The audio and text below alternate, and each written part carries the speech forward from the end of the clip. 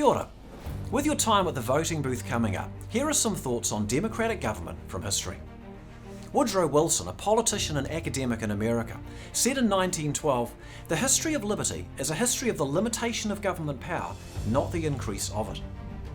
What he was saying is that inasmuch as a government seeks to limit the growth of its own powers, the people will remain free.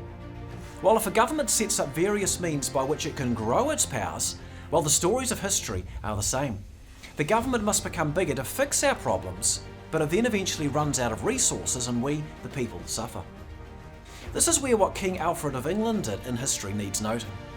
King Alfred made the 10 Commandments and the Golden Rule to do unto others as you'd have them do unto you the basis for common law in England.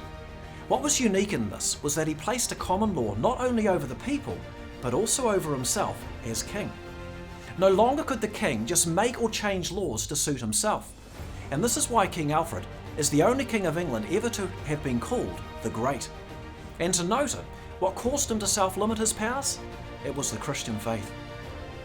As C.S. Lewis put it, "I am doubtful whether history shows us one example of a man who, having stepped outside of traditional, meaning Christian morality, and attained power, has used that power benevolently."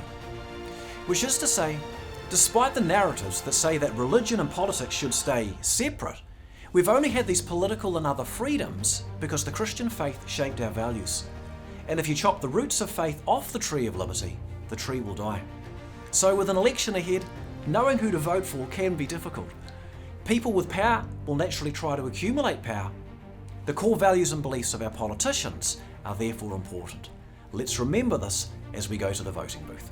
For more election 2023 content, visit shinetv.co.nz and altogether.co.nz.